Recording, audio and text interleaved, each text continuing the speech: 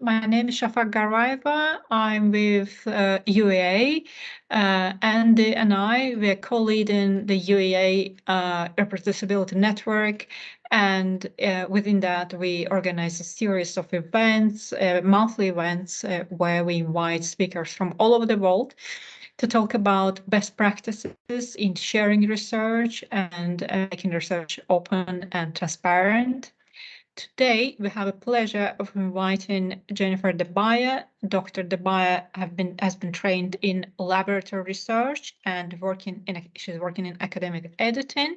She joined the Equator Network UK Centre at the Centre for Statistics in Medicine, University of Oxford. The Equator Network is an international initiative dedicated to improving the quality and transparency of health research. It focuses on research reporting so that future research is based on solid evidence. Just to remind everyone that we are recording the session today. You can leave all your questions in the chat function. And without much ado, we can start our talk. Thanks very much for joining us, Jennifer. Thank you so much. And thank you, everyone. Very lovely to be here today. So today we're going to be talking about enhancing your writing and your peer review with reporting guidelines. And as was just said, I'm part of the UK Equator Centre, which is part of the Equator Network, an international organisation aiming to enhance the quality and transparency of health research, focusing on improving the quality of health research writing. Why do we do that? Well, all of the research that you do is based on existing literature. So by improving how people write about their research today, we're ensuring better quality research tomorrow. And we do this in 3 ways. We raise awareness of these amazing tools called reporting guidelines. We host a website filled with resources on academic writing, including all of the reporting guidelines available for human research and many of those for animal research as well.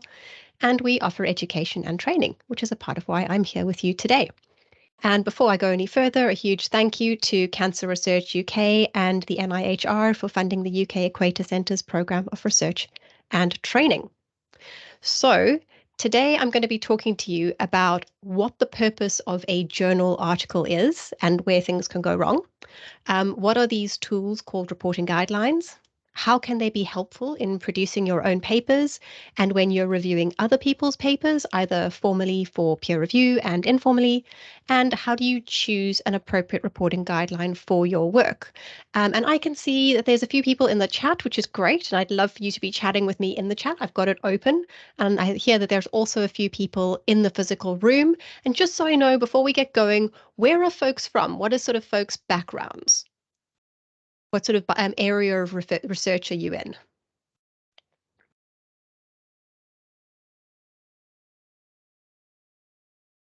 So we've got plant science,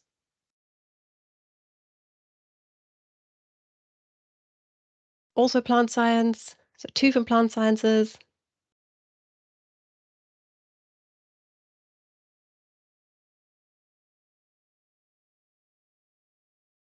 Um, 3 from plant sciences, environmental science. Plant sciences is winning so far.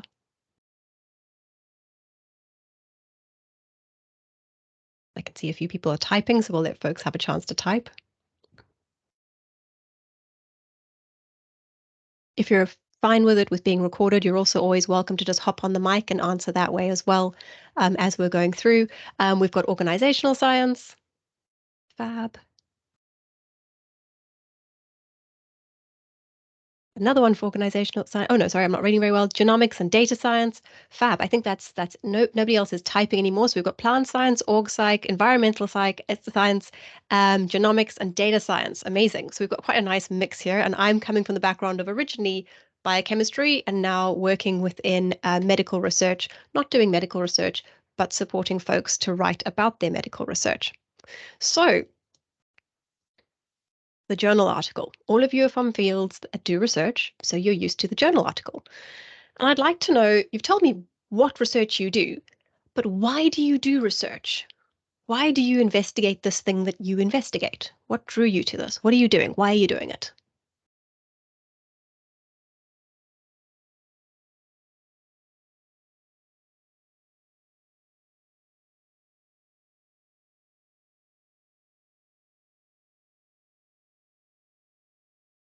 So we've got curiosity.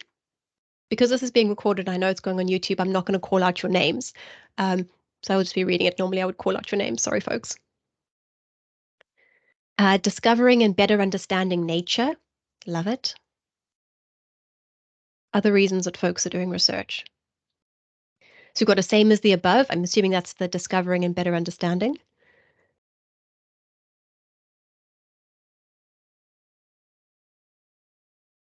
And this is an open invite to everybody. So if you haven't had a chance yet to type, come on, tell me, why do you do research? Why are you here?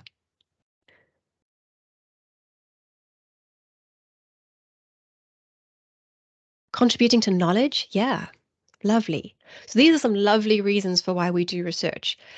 And I think at their core, all of these reasons for doing research come down to wanting to make some change in the world. Maybe we want to change how other research is done or how people think about something. Maybe we want to change public policy. Maybe we want healthcare to change or how it's delivered to change. Maybe we want our research to be used by someone to do something. We want something to change as a result, whether that's in knowledge or practice, how the world works. We want something to change as the result of our knowledge. And I'm coming from the perspective of biomedical research, where our goal is to improve health, whether that be human health or animal health.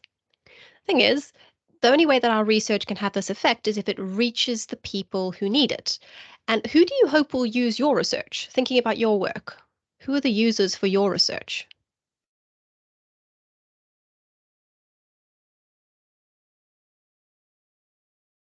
For those watching the recording, I encourage you to write down the answers to these questions too. So we've got some nice answers already. Industry, farmers, great. We've got people who can actually put their research into practice, love it. Organizations, employees, managers, love it. Plant breeders, farmers, policymakers, amazing. You've got all these great people in mind who can use your research. See if there's any more coming through. I could see somebody was typing, so I'll give you a moment.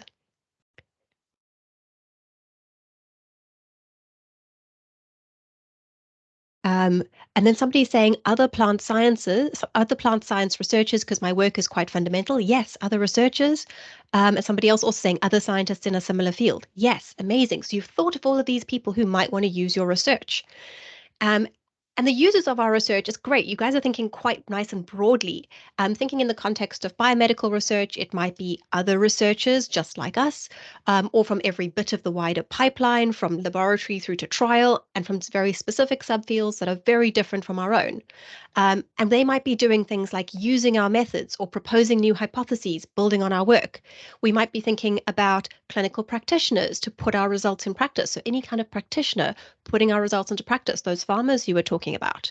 We might be thinking about systematic reviewers who are pulling together results from lots of different researchers to compare them. We might be thinking about the general public, patients, understanding their healthcare, understanding the world around them. Professional organizations, maybe we want to change practice guidelines somewhere. Maybe we want government to change public policies. All of these people who might need to understand and use our work. And I encourage you to think about these folks that you've named as people who you want to use your research. What do you want them to do with that research? Keep that in mind. The thing is, all of these people get from us is a journal article, usually. If we're lucky, we get to go to Parliament and give our results a bit more. Most of us, it's a research article sent out into the wide world. And that research article has to include everything that each of those users need to understand, judge, and use our work. And most of them are never going to get a chance to have a conversation with us to clarify what it is we did and what it is we found. So for a journal article to be really fantastic, it has to work for all of these potential users without needing you to be there. So an article that is useful for all of these people is a fantastic journal article that's fit for purpose. So a useful article is one that is easy to read, easy to understand, and has enough detail for every user's use. It needs to be simple, clear, and complete. How many journal articles that you read are simple, clear, and complete? What do folks think? Is this your experience of journal articles?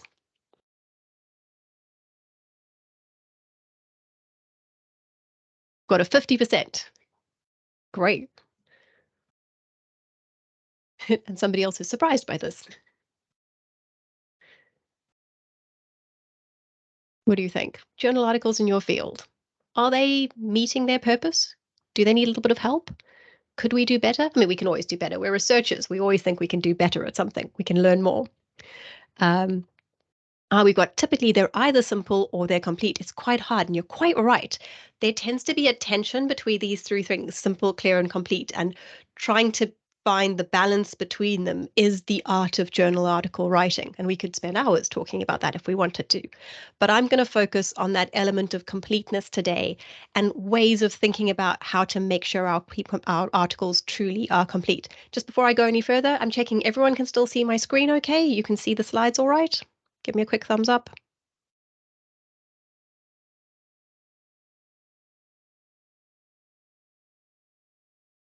Yep, I've got a thumbs up. Fantastic. Thank you. So, in human research, every clinical area that has been studied thus far has been poorly reported. That means information that readers need to judge the study's validity, decide whether the decisions were made were sensible, or combine the study results together in syntheses is just missing. It's not there. So, for example, one big review looked at 21,000 clinical trial papers that had been used in 2,000 systematic reviews. They used the proportion of items marked at unclear risk of bias as a proxy for poor reporting, because unclear means there's not enough information to figure out if it's at high or low risk of bias. It's just simply not there. And they looked at 5 elements of the methods, and these are all objective, present or not present elements. Sequence generation, allocation concealment, participant and personnel blinding, assessor blinding, and incomplete outcome data. And if those are not terms that are comfortably used in your field, don't worry about it. We can talk about that later. But just these are 5 elements that are yes, no's in clinical trials. And they found that in the most recent time period they looked at, which was 2011 to 2014, all of these elements were still unclearly reported in 20% of papers. And these are crucial elements to know about in a clinical trial to be able to judge how well the study was run or whether the study had thought about all of the elements that can introduce bias.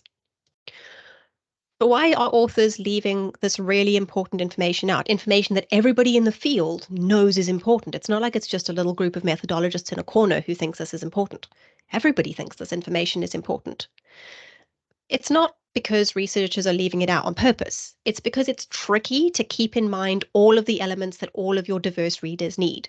And the trouble is, when you've been working on a study for years and years and years, you just can forget about important details when you come to writing. It's kind of like when you go to the supermarket. If you don't take a list, you tend to forget the one thing that's really missing in your fridge.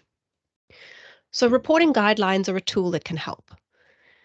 I'd love to know from you, had anybody heard about reporting guidelines before signing up for this session? Quick yes, no in the chat.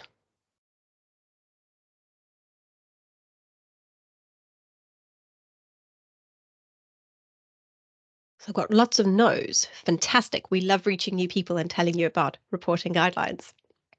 So reporting guidelines are reminders of the minimum information that readers need to fully understand your study.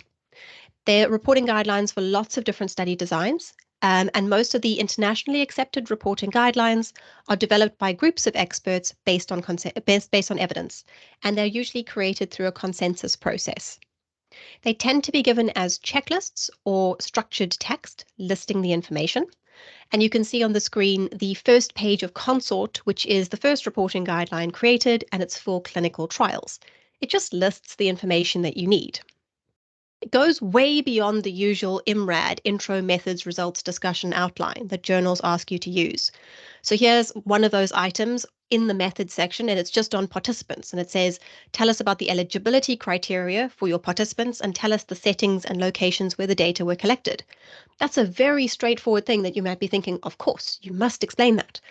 But when we have so many important things, it's good to have them all written down somewhere. And it's just one of lots of items under methods.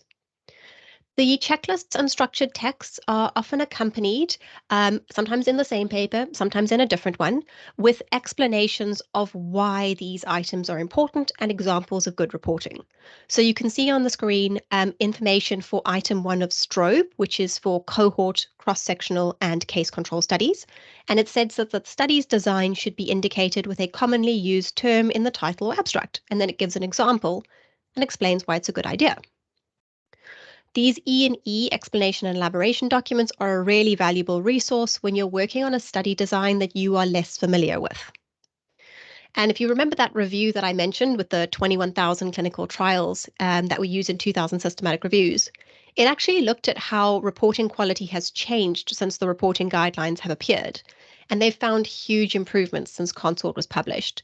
So for instance, the proportion of articles not clearly reporting sequence generation dropped from 69% in the 5 years before Consort to 31% in the 4 years after, and allocation concealment in the same period went from 70% being missed out to 45%. So big improvements, but definitely not perfect yet. So even after 20 years of journal endorsement and promotion, there's still lots of missing information. So we still have a lot of work to do to make sure people find and use these tools and to make the tools as useful as possible, which is one of the reasons I'm talking to you today. So how can reporting guidelines help when you're actually preparing a paper? So the pipeline for a paper is usually you plan a piece of research, and then you go and do the piece of research and you analyze your data. And then often you and your co-authors will get together and look at all of your data and figure out the story for that paper, and then find a journal that will match that story. And then you write an outline of your paper. Then you write a draft together. Then you edit that draft and get it all nice and shiny and get it all ready to send off to the journal. Okay. Where might reporting guidelines come into this? Where do you think reporting guidelines might be useful here? These are lists of information.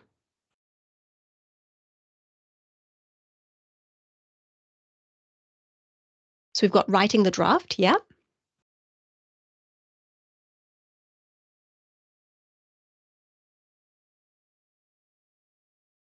Somebody else is saying planning research, another one for the planning stage. Yep. So we're thinking planning might be useful. Planning research, we're thinking writing the draft might be useful. Yep. So those are the two places we're spotting so far that might be helpful. So we've got somebody else typing, so I'll give them a moment. So we've got two places at the moment where we're thinking this might be helpful. Also choosing a journal might be helpful. Yeah. So I've highlighted 4 of the places that I think that reporting guidelines can be particularly useful. The first is, yes, when you are planning your research. Now, the reason for that is it's good to know the kind of things you're going to be asked to report when you finish. The reporting guideline doesn't tell you the right decisions to make while designing your study. Reporting guidelines are not methodology guidance. They don't tell you what the right decisions are, but they do let you know which decisions the readers are interested in.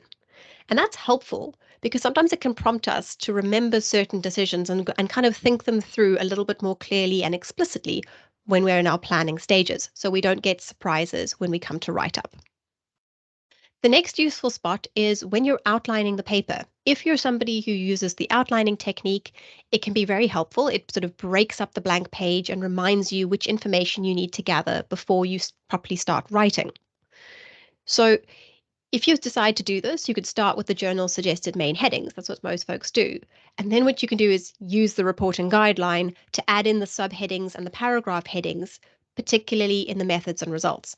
And sometimes folks will say, oh, now isn't the reporting guideline preventing creativity in my writing? Well, no, it's focusing on the methods and the results for those sort of studies that follow set methodologies and then have results. It's not really telling you much about what to do in your introduction and your discussion, which is the place where normally we do our more creative style of writing in our research articles. Once you've written that rough draft and you and your co-authors are editing and revising it, it's also useful to check that paper against the reporting guideline again. You don't need to keep all of those subheadings that you put in during drafting, or even keep the information in the same order. Jumble it around, see what works. You just need to make sure the information actually makes it into the paper. And the reporting guideline, it's just a guide. It isn't prescriptive of how you write the information. It's just this nice, clear framework to help you. It's particularly helpful for the first few papers you write in like a new study design. And then when you finish the manuscript and you're getting ready to submit, the journal might actually ask you to prepare a completed checklist for alongside your submission. And in that case, you just need to grab that reporting guideline again and fill in on the page number, fill in for each item what page you've put each item onto. So these are just some places where a reporting guideline might be helpful when preparing your study. And I'd love to know for you, if there was a good reporting guideline for your kind of research or your kind of study design, Which one of these do you think would be the most useful to you, and why?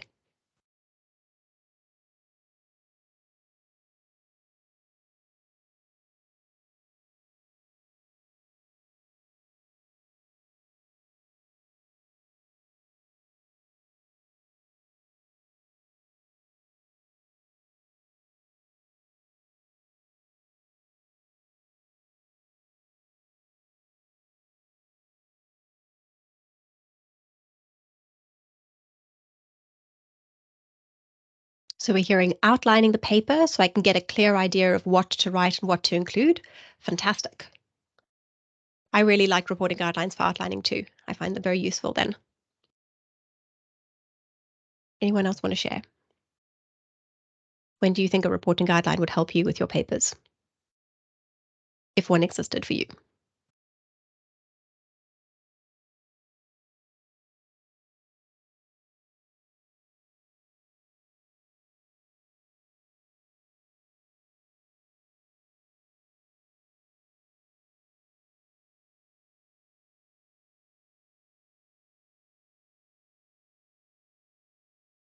So useful to check everything before submission. Yep, really helpful. Planning research too, perhaps, as there may be design and procedure implications. Yes, definitely. Particularly those E&E documents. Sometimes the E&E Act documents actually have a little bit of methodological suggestions where they might say, oh, if you are thinking about these, here's some nice references. Think about this, think about this. So they can be quite nice. They're not enough for methodological guidance, but they can give some nice hints.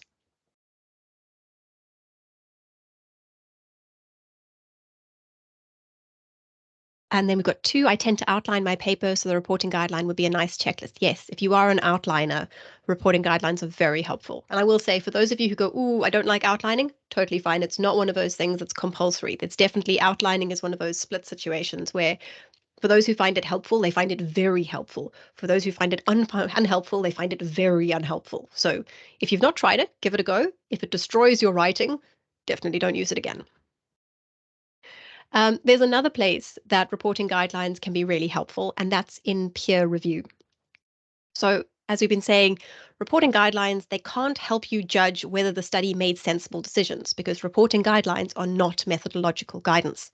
But what they can do is help you figure out if the authors have given you enough information to make the judgment, to critically appraise what they have done. Have you got everything you need? So what do? How would you use reporting guidelines in your peer review?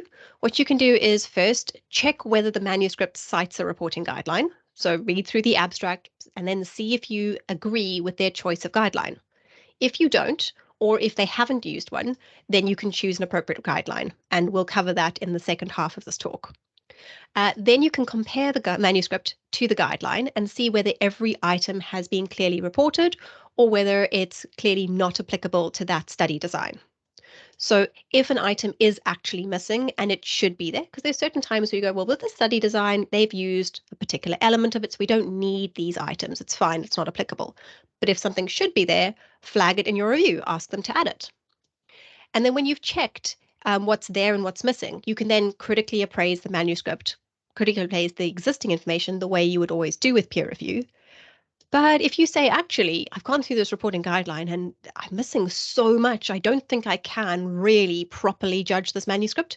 At that point, you can end the review with just that report on completeness and say, it's not worth us going any further, send it back. That can save you some time. Let's put this into practice, otherwise I've been nattering far too much, and let's get you all chatting a little bit more too. We're going to look at a paragraph from this paper. It's called Interactive Web-Based Lifestyle Intervention and Metabolic Syndrome Findings from the Red Ruby. It's a randomized control trial, and this is available through Creative Commons license through the Trials Journal. And we're just going to look at one paragraph from the methods on randomization and blinding, and I think this is going to be a paragraph from a paper that isn't in everyone's wheelhouse, which is good. So you've got a study design that maybe you're not so familiar with, and let's read this paragraph on blinding. The enrolled participants completed all baseline assessments and were allocated to either the intervention or control group. The allocation sequence was concealed from the main investigator in sequentially numbered, opaque, sealed, and stapled envelopes. The randomization sequence was created manually by a biostatistician using Excel software to assign participants to the study arms using a 1-to-1 allocation ratio with a block size of 4. Due to the nature of the study, waiting list controlled, it was not possible to blind participants to intervention allocation.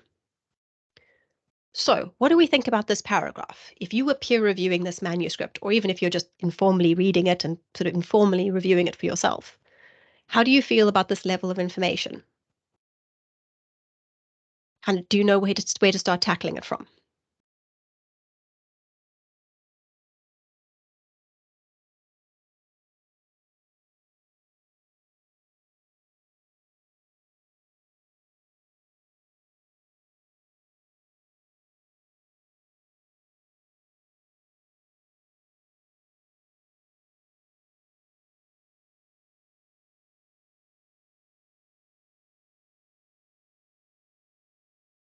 So we've got one comment. I'm not familiar with this type of study, but it seems adequate. Yeah.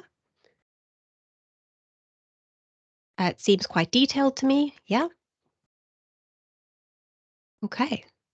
And folks, do feel free to come on the mic if that's more comfortable for you rather than typing. Very happy to have a chat as well.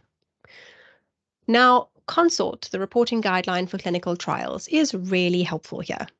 This is on randomization and blinding, and CONSORT has a bunch of items on randomization and blinding, right? They've got 2 items on sequence generation, 1 on allocation concealment, 1 on implementation, and 2 on blinding, but I've only shown you 1 on blinding here. Let's go through them step by step and see if they help us tackle this particular paragraph. So the first 2 items are written at the top of the screen: method used to generate the random allocation sequence, and the type of randomization and details of any restrictions such as blocking and block size. Can you spot where this information is? Is all of this information here? Do they tell us the method used to generate the random allocation sequence? Do they tell us how they generated the random allocation sequence? Do they tell us the type of randomization? Do they tell us any restrictions like block size?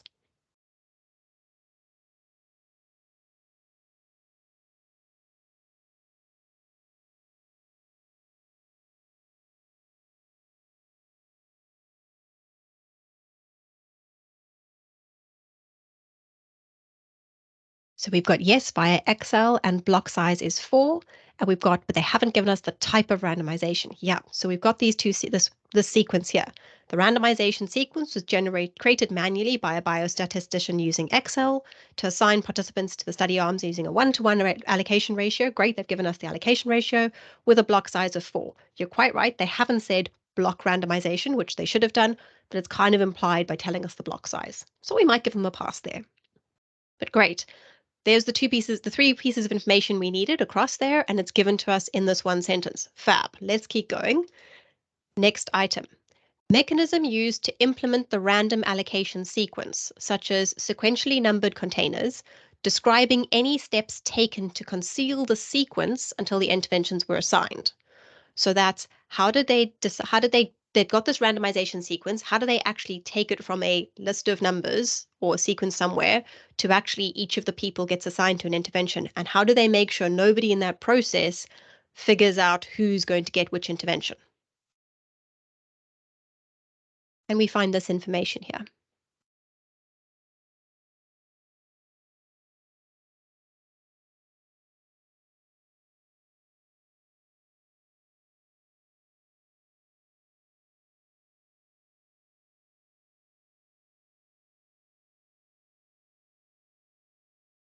So we've got, I think the envelope sentence covers that. Yes, when they talk about the envelopes. Yep. So we've got here, the allocation sequence was concealed from the main investigator in sequentially numbered, opaque, sealed, and stapled envelopes.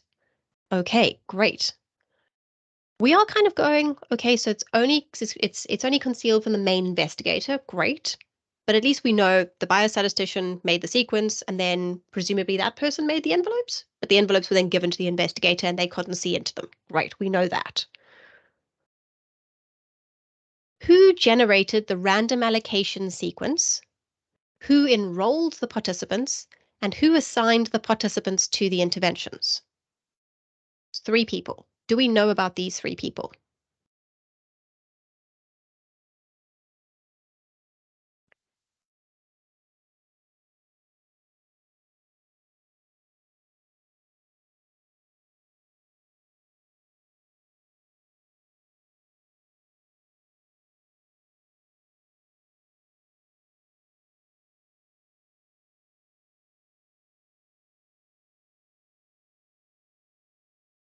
Yep. So we're not sure who enrolled the participants.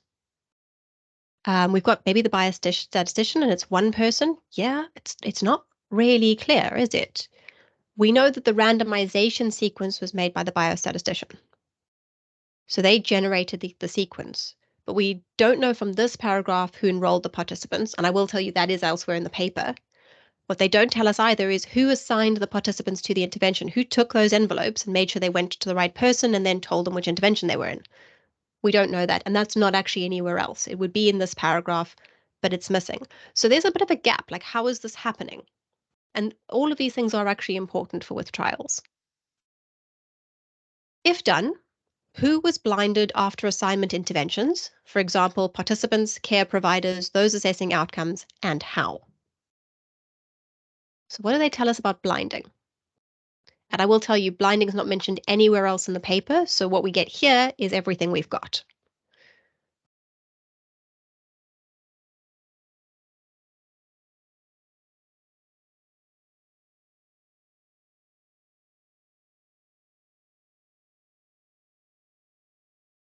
Yep, so we've got the sentence spotted that due to the nature of the study, it was not possible to blind the participants to the intervention allocation. And we've got in the chat someone saying nobody was blinded. Have they actually told us that nobody was blinded?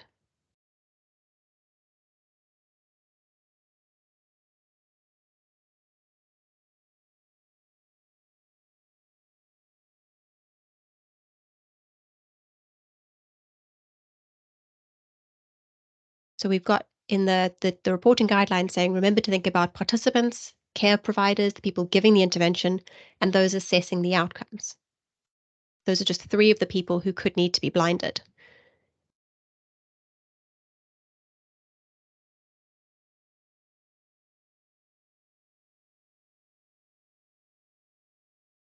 Okay, so we've got, they say it was not possible, so we assume nobody was. And that's our key word. And this is why we need reporting guidelines. The moment we say assume, things get really murky. So here, what they've said is it's not possible to blind the participants to the intervention allocation.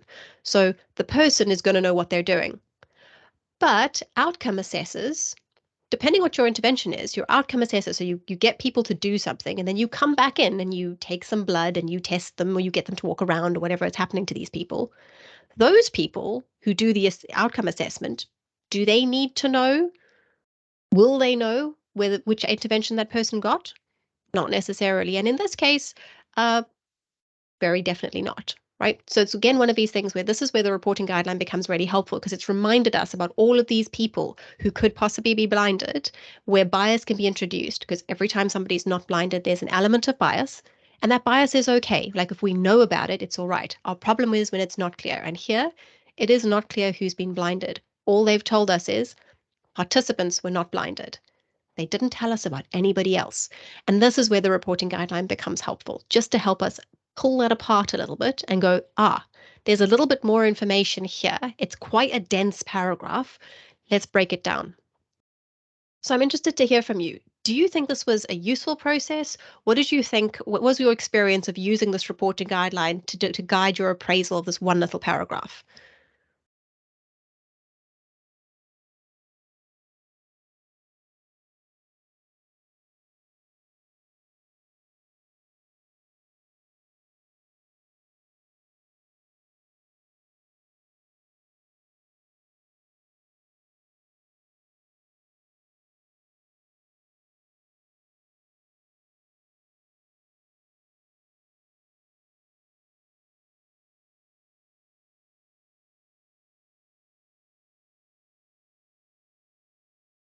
So we've got someone saying in the chat, I can see it as being very useful for reviewers to check that all of the necessary information are included. Yeah. Did anybody sort of think this isn't really necessary? This is more detail than I needed, or this isn't something I would have needed? Totally happy to hear folks, so very different perspectives. I think that's really helpful as well. Is anybody going, oh, I'm not sure? Or have other folks sort of thought, yes, I feel like this might be useful?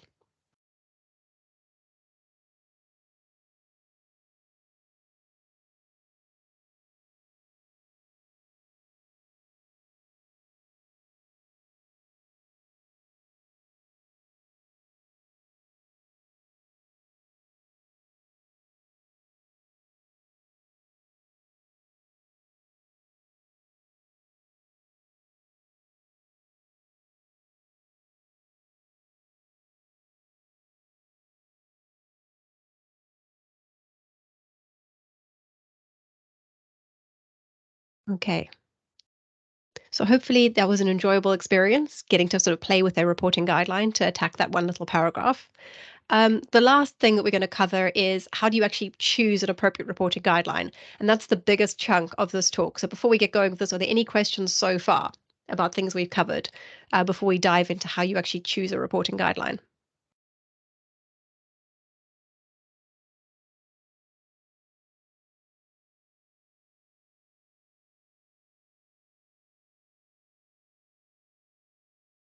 Okay, I can see nobody's typing yet. So if you did have any questions, pop them in the chat and I'll keep going with choosing reporting guidelines.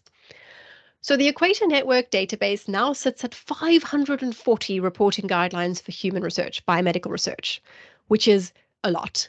It's a bit of a problem. And also, reporting guidelines have gone far beyond biomedical research.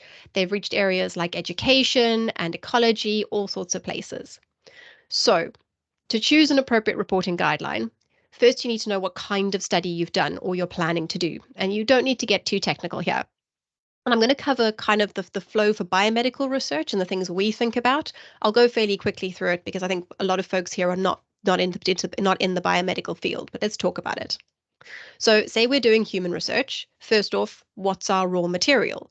Are we working with raw data collected from people, either collected by myself or somebody else? Then you're doing primary research. Or are you using published journal articles as your material and synthesizing the results? Then you're doing secondary research. If you're doing primary research, then we need to know what's your role or what's your research team's role in relation to the data.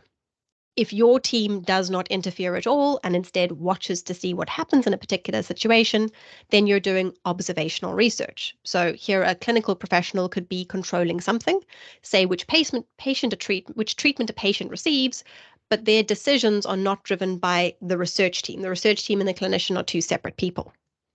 If your team actually controls anything, then you're doing experimental work. So your team could be giving an exposure or choosing which patient gets an intervention based on the rules you've set.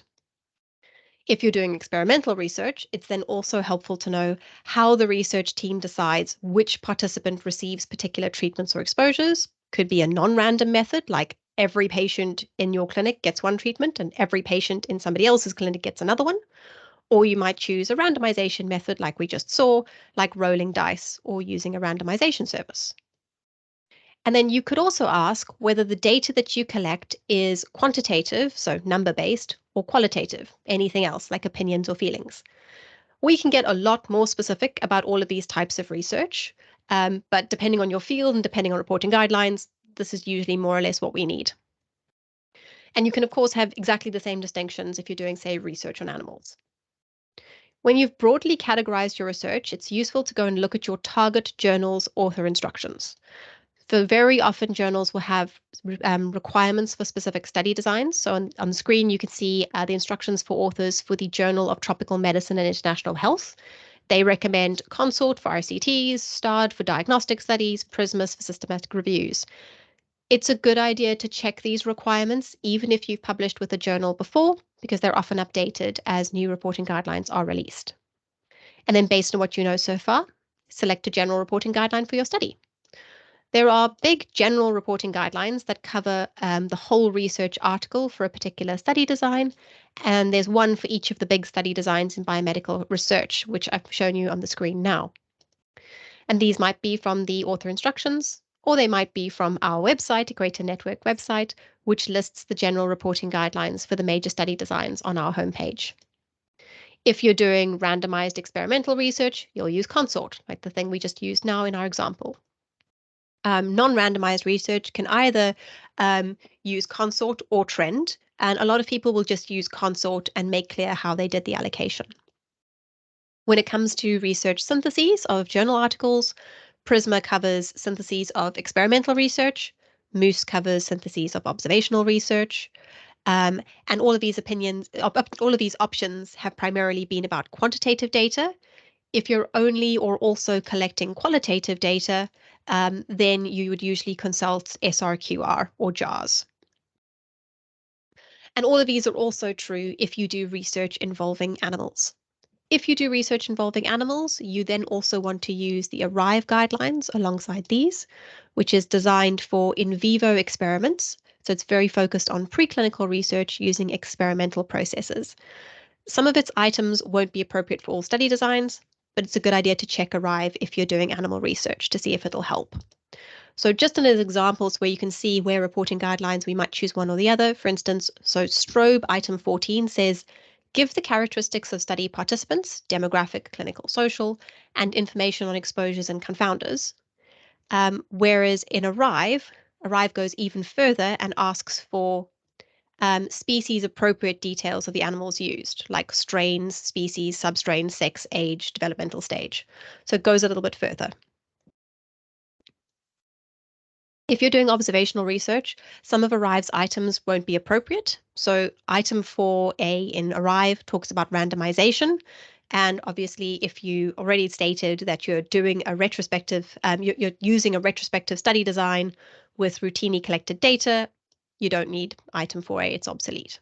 So there's a little bit of flexibility there in being sensible in how you use reporting guidelines. And these are just the most common types of studies, particularly in biomedicine. You might be doing something different, and you don't need to remember all of these reporting guidelines. If you are working in biomedical research, they're all sitting on our homepage, and that might be helpful for you. Biomedical, basically research involving people in general. The general reporting guidelines are great, but there's sometimes also extensions that can be really helpful.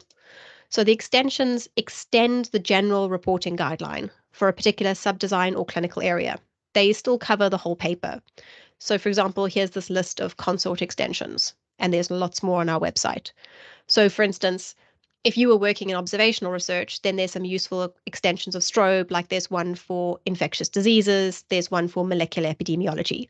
There's even some super specific one like Rose's eye for seroepidemiological studies of influenza. And if you're working in trials, there's useful extensions for consort for different trial designs like pilot and feasibility trial studies. So there's all of these extensions that might be helpful. So for an example of why this might be useful, here's item 14 from STROBE again with the characteristics of the study participants. Can anyone sort of think what might be insufficient for, say, infectious disease studies? Would an infectious disease study need anything else about their study participants?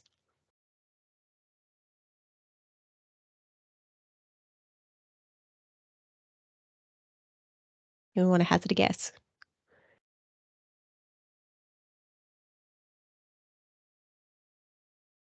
Infectious diseases being something that's fairly topical for all of us.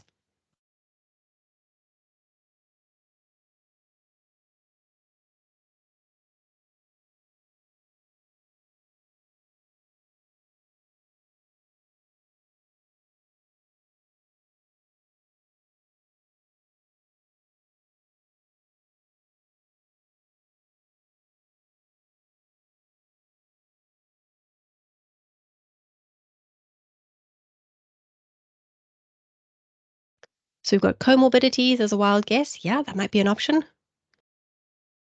I would think that'd be quite a useful thing under study participants.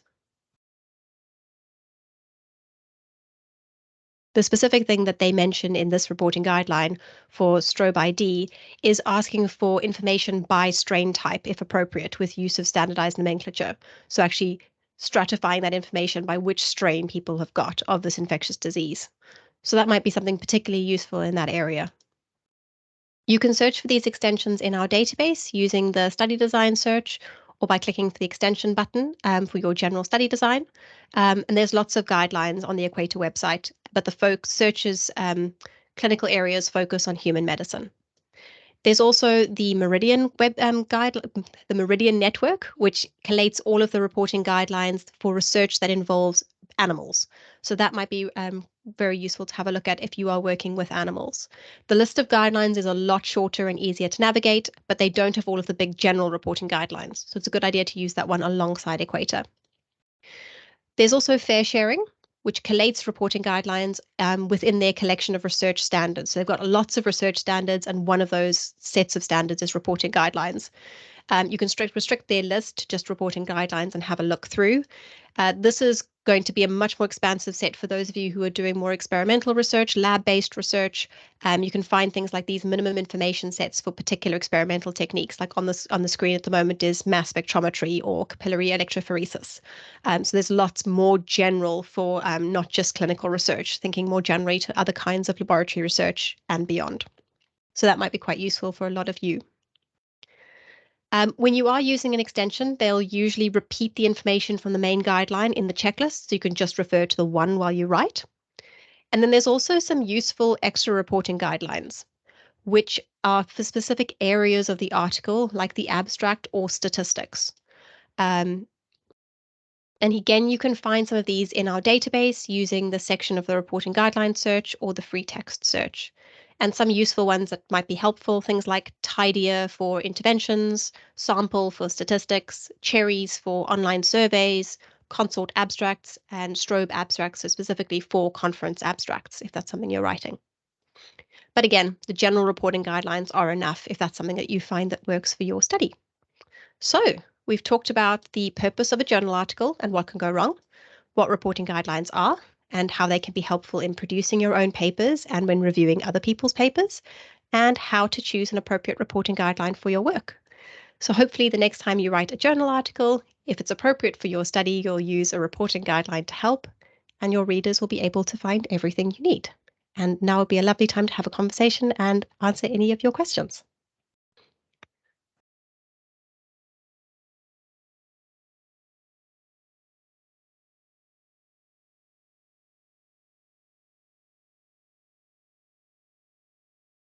Thank you very much, Jennifer. That was quite educating.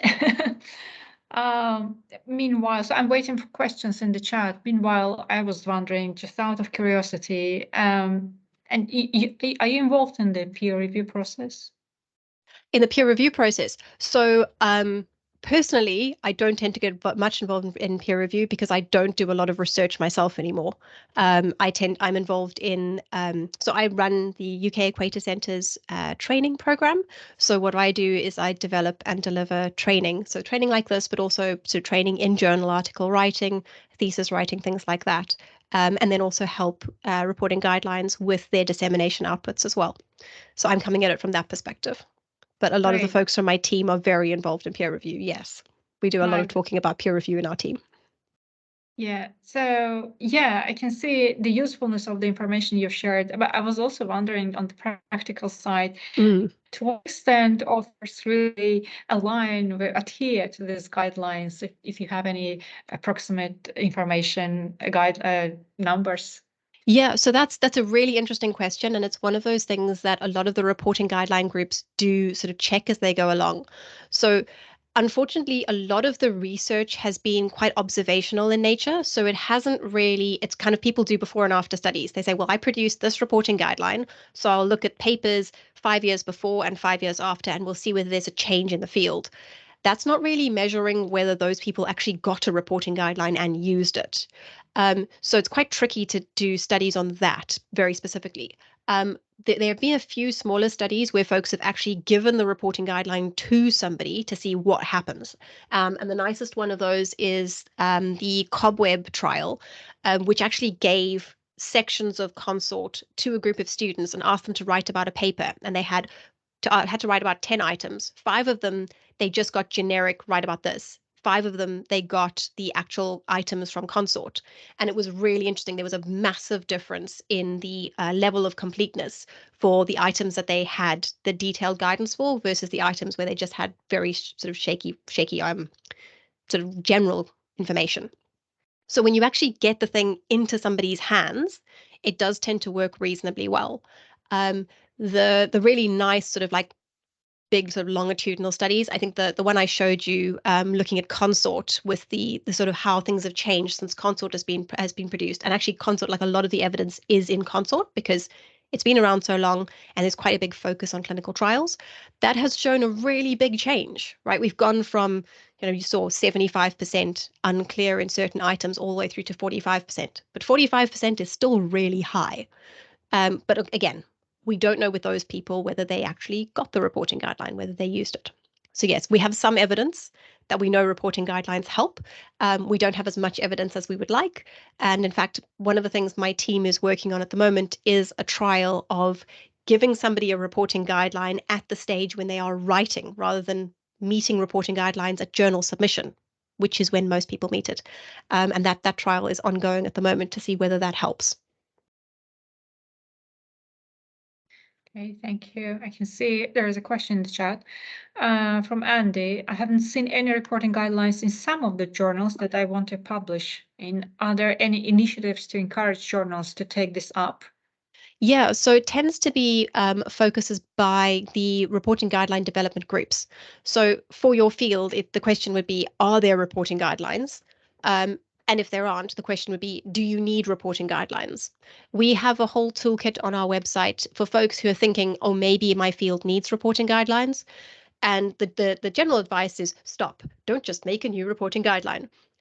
Stop and see what your field looks like. Have a really good investigation of the quality of reporting in your field.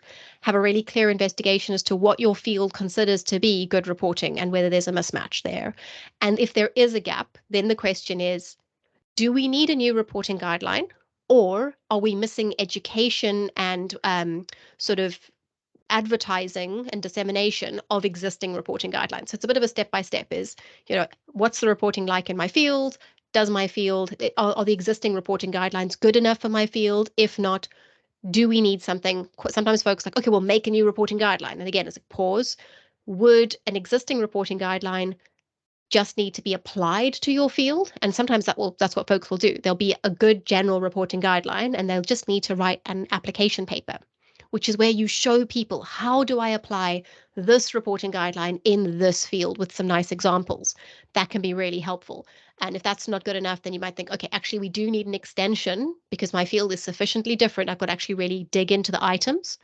Or alternatively, actually, my field is radically different. And I think for a lot of folks here, that might be the case. Radically different from what's out there already. We need a new reporting guideline. And then there's guidance on our website on how to go about that as well. But yes, initiatives to actually get journals. Journals tend to be have been quite supportive of reporting guidelines. Journals tend to be where folks find out about reporting guidelines.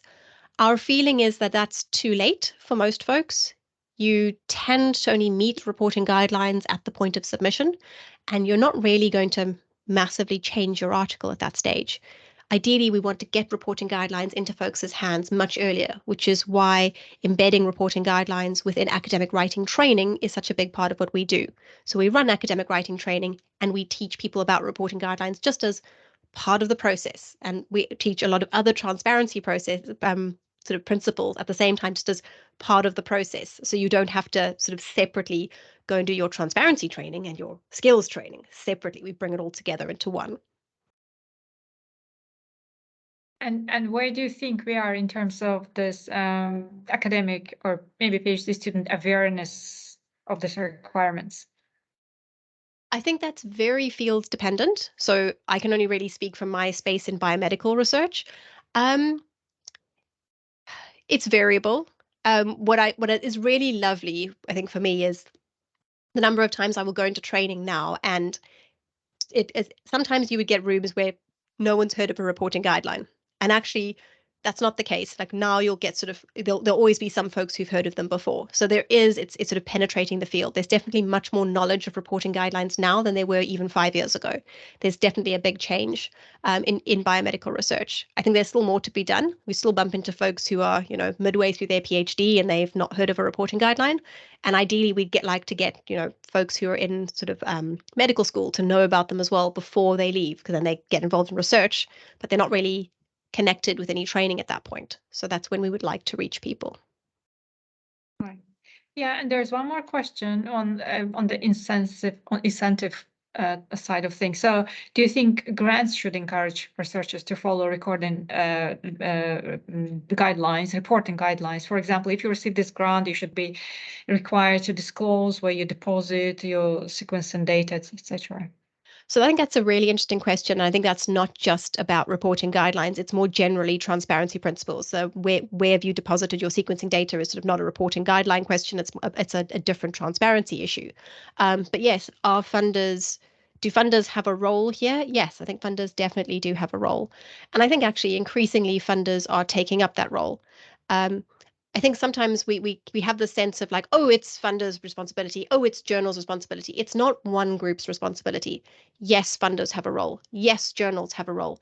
Yes, supervisors have a role in making sure that their trainees know about these things. Yes, our academic institutions have a responsibility to making sure these things reach their trainees. Yes, as researchers, we have a responsibility to go out and try and find out about these things. So it's all of our responsibility. I'm not sure that we can put the end responsibility at any one place. And that means that anyone we can think of within our ecosystem, yes, they have a role to play in improving transparency, and it's figuring out what they can do, what steps they can take to help support everybody in taking those transparency steps. Thank you. There's someone, I think, typing in the chat. Are there any further questions? Looks like someone is typing a question. And if folks have questions that they would prefer to ask not on film, please feel free. We can wait after they've stopped recording and we can have further conversations if you'd like to. Yeah, that would be very helpful. Thank you. Right. Okay, yeah, from Christine. So data management plans in BBSRC grants require depository information, etc. But at the moment, they don't follow up if this was done. Yeah, so yeah, and this is definitely one of those things of we could talk about that in terms of like open access as well. Funders have requirements. How much responsibility do funders have to go and chase you down versus we have the responsibility to follow the things we agreed to up front? And it is all of us have a responsibility here, and it's also how much money would it take to do these monitoring? I'm not involved in these situations. I would want to be a funder and have to figure out how to do this. Yeah, so it is all of our responsibility to be thinking about what we can be doing in our little portion of it. Okay. Right. Oh yeah, thank you. I don't have, there are more questions. Kristen, I think Kristen is typing maybe another, okay, she's thanking you. That was very interesting, and it just also provides us with another angle of making our research transparent and accessible. Helps us to see it from this perspective. So thanks very much for sharing. That was very useful, Jennifer. We have recorded the session. We will be uploading on YouTube as usually. Do get in touch if you have any questions. And I would like to thank everyone for their time as well. Thank you. Thanks, everyone. And yeah, once recording's ended, happy to chat further.